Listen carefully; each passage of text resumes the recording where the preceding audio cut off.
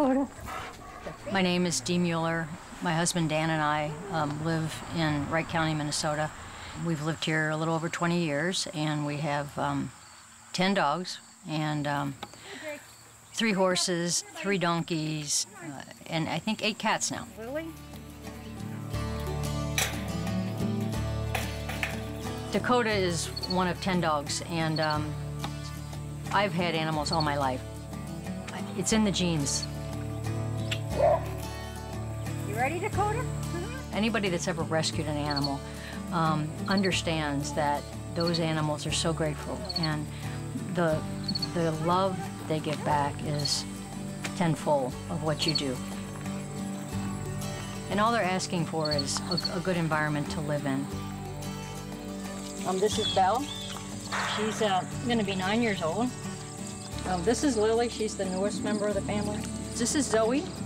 She came from a rescue up in Buffalo, Minnesota, who had gotten her from a puppy mill situation.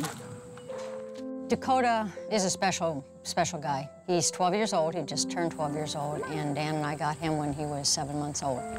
Dakota, come on, buddy. He came from a backyard breeder. That's really all we know about his past, but we do know that he was horribly scared of brooms when we got him, and it took years for him to finally not be afraid of brooms. So he, even at 7 months old, had some bad experiences. We just kept monitoring him, and he kept getting worse. He started to have basically little mini seizures where he would be staring at the wall for no reason. And then one Sunday morning, middle of the night actually, he had a grand mal seizure, and he had another one within 11 hours. I mean, I could go through a laundry list of the kinds of cancers that we have dealt with all of our dogs. Every one of them needs a cure. Dakota isn't, unique. He could have any kind of cancer. He just happens to have a brain tumor.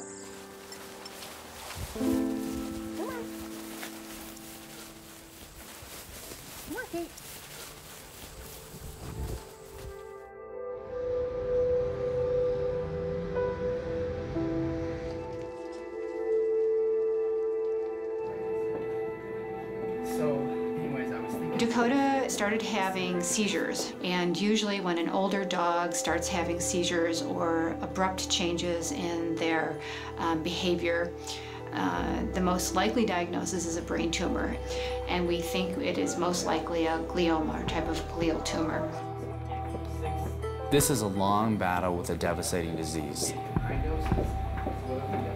Collaborations have been done before between veterinary schools and medical schools, but what's very unique here is we're using immune-based therapy in dogs with naturally occurring brain tumors. 2 weeks is the right interval. There's many similarities between human and dog brain cancers, so we think that dogs will actually give us better answers, and in some cases much faster answers than the traditional way research has been done.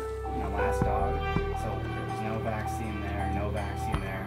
I'm the PhD who kind of dreams up these therapies in the laboratory, and she's the veterinarian who does the actual dog surgeries and does the dog treatments, and so together it's like a 1-2 punch. I come up with the stuff, and then she hits the tumor. Most gliomas are malignant, and when you do surgery, you almost never are able to remove the entire tumor.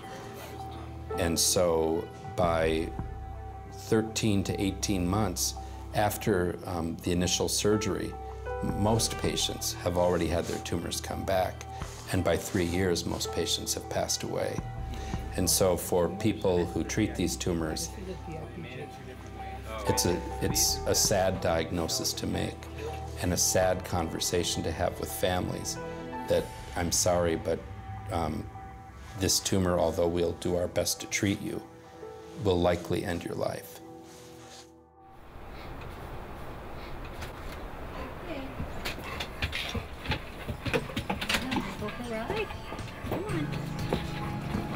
Well, today Dakota's going to go in for brain surgery after the results of his MRI showed that he has a brain tumor. Dan and I are excited that we could get Dakota into the study. Dr. Puhar explained that they were continuing to do brain research on dogs and wanted to know if we were interested in the study, so we talked about every aspect of the study, and Dan and I decided that that made sense.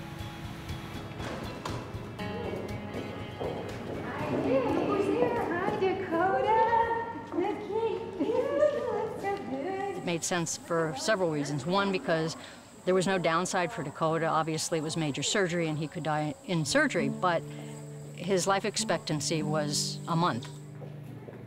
The upside was that he could have quality of life for weeks, months, years. They don't know yet. 53 pounds. All right, come on. And so we said, absolutely. Not only does it give him quality of life for a while longer, but it also supports medical research. And Dan and I have always supported research where both the animals and humans benefit. Okay, but just 30 milligrams. Yes. Okay, all right. Yeah, which is a really low dose. Yeah, it is. Dakota's tumor is very close to the middle cerebral artery, and we want to make sure that we avoid that because if we do anything to the blood supply, he'll basically have a stroke. Anytime you do general anesthesia, and especially with brain surgery, there's always a chance that the dog could die. The plan is to remove the tumor today, go in and perform a craniotomy where we'll make a bone flap over where the tumor is, and to remove the abnormal tissue. And after that, a piece of that tissue will be taken up to a pathologist, a veterinary pathologist, to look at the tissue. And if it comes back as a high-grade glial tumor, we will then do intracerebral gene therapy with 2 different genes that will stimulate the immune system and hopefully help attack any residual tumor cells. Okay, all right. We'll see you in a little bit. Okay, come on, Dakota. Go on, honey. Come on, see you in a few minutes. Dakota, Dakota. Come on, let's go. Come on, baby. Oh, here we go. Let's go see Siri, huh? Let's go see Siri. I actually recruit the cases to the hospital, make sure that they're okay to undergo the surgery and the treatment, and then do the surgery, do all the follow-up care. The vast majority are coming a long way simply from all over the United States. Right now we're putting a catheter in so we can give an intravenous medication to sedate Dakota so we can put the endotracheal tube in before anesthesia. And we're going to do a quick blood glucose on him because he tends to have a low glucose. Hey Rachel, would you have time to run me an ECA? We're going to go ahead and induce anesthesia.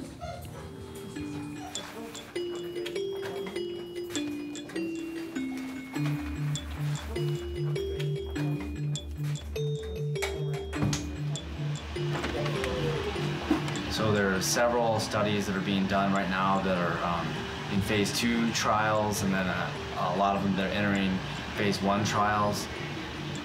How can you stimulate an immune response against brain cancer? That's the million-dollar question. It's probably a billion-dollar question. One idea is to use a vaccine.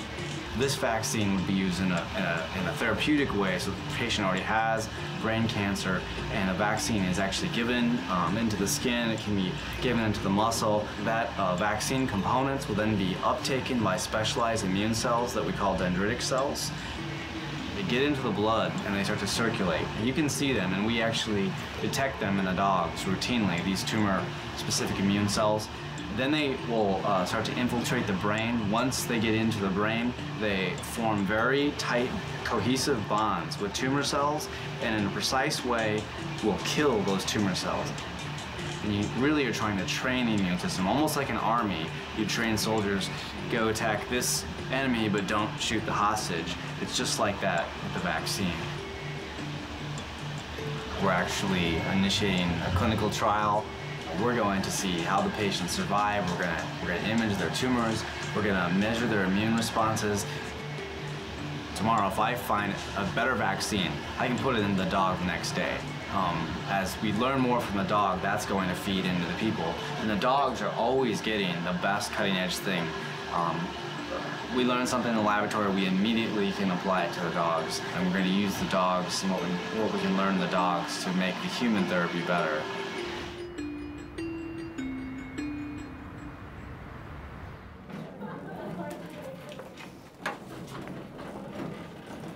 In the past, we didn't get biopsies on the majority of cases that were being treated, dogs that were being treated. So the only thing that was usually offered, if it looked like it was a glioma, would have been whole brain radiation therapy.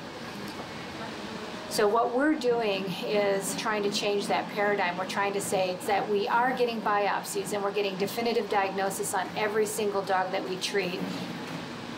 In the future, we'll be able to tell this particular tumor of this grade responds in this manner to this therapy, which is phenomenal and groundbreaking.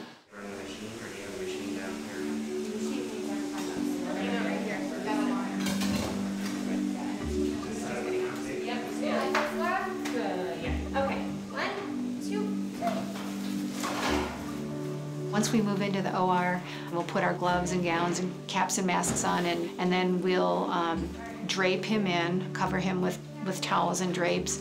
He will be put into a head frame that supports his head during surgery, some pins that will go into the skull and support his head during surgery and allow us to be able to get to where we need to be for the surgery.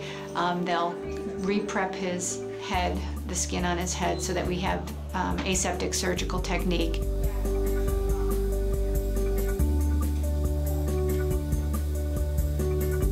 The surgery usually takes somewhere between 1.5 to 2 hours.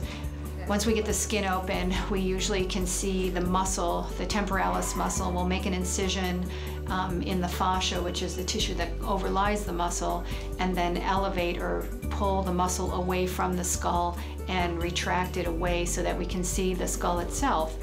Looking at the MRI, we know about where the tumor is, so we try to make our bone flap as much over the tumor, where the tumor is in the underlying brain, as possible.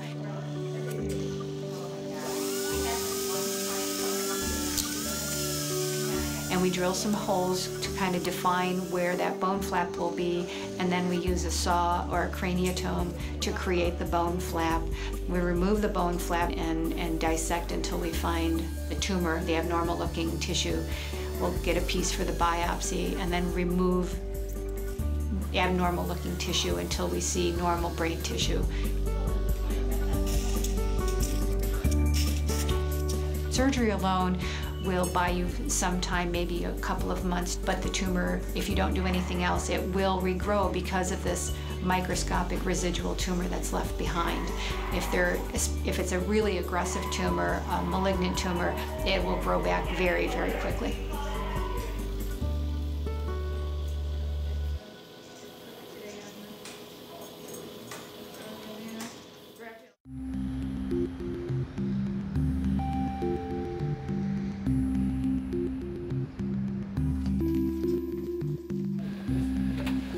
All right, so what we have here is one plate of brain tumor cells.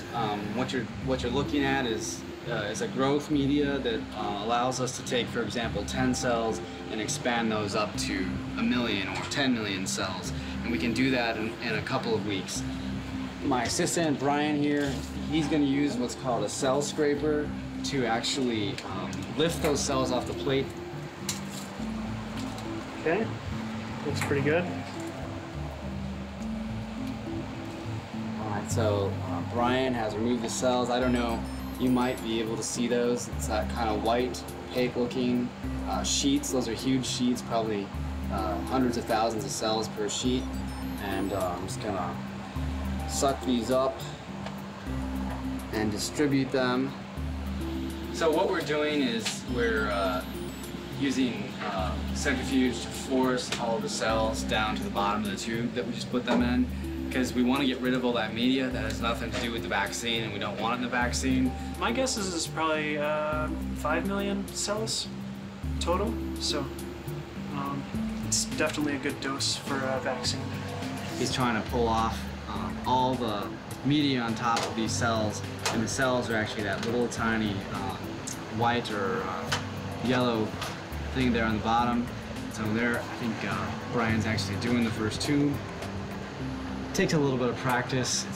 It's easy to mess this up and pull the cells out because they're not really bound in there really tight. It's just, we centrifuge them so they just kind of collect on the bottom.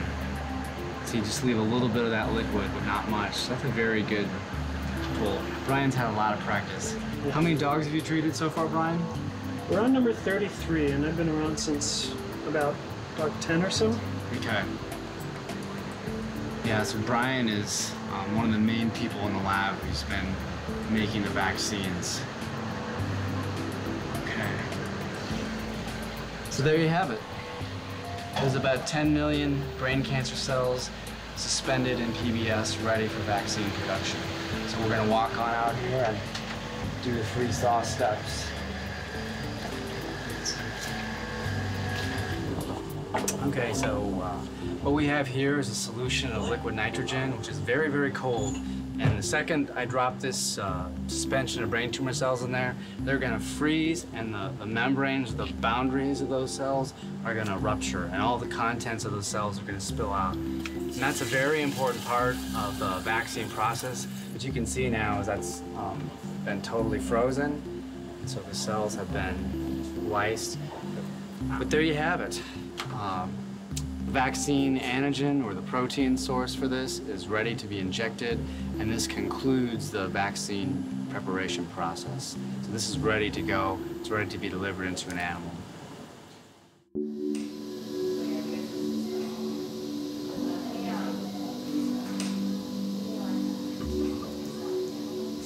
We know if it is a glial tumor, and especially an aggressive one, that there is going to be residual tumor in the brain. We're doing this extra treatment, and the gene therapy is injected all around the resection cavity. So where I remove the tumor from, we put the needle into the normal brain and inject this. It's an adenovirus that carries these two genes that will then stimulate Dakota's immune system and to attack those tumor cells, any residual tumor cells that are in there.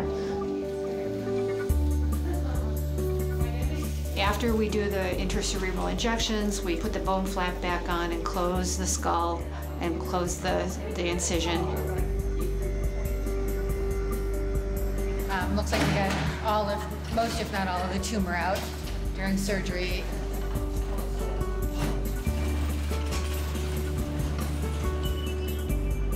Dakota will go down for an immediate postoperative MRI to see how much of the tumor we actually removed and give us a baseline for looking for tumor recurrence or tumor progression if there is anything left behind. In addition to the gene therapy, Dakota will also receive temozolomide, which is a chemotherapy agent, and it's one that's used routinely in people. And that's to, again, try to kill any residual tumor cells that might be in there that didn't respond to the gene therapy. It's only been used in dogs for a tumor called lymphoma, and it's never been used for brain tumors, so we don't know whether or not it's effective, but we are assuming it's going to be because it's very effective in people, and the tumors in dogs and people are almost identical.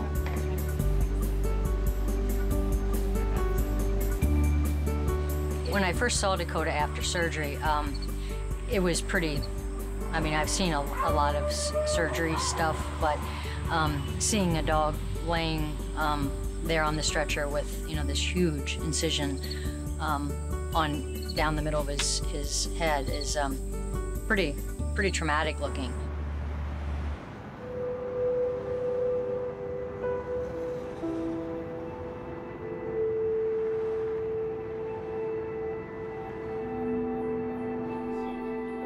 I came here because the potential for scientific and clinical collaboration was so huge.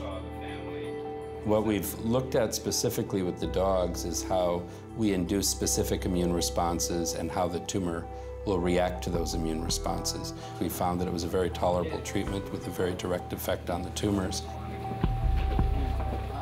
and have applied that to what we mean to do in people. So to develop the clinical trial, we put all the right people together to design a good clinical trial. We bring it to the FDA, and the FDA thoroughly reviews it and tells us we can go ahead with our investigational new drug. And so we've finished that whole process.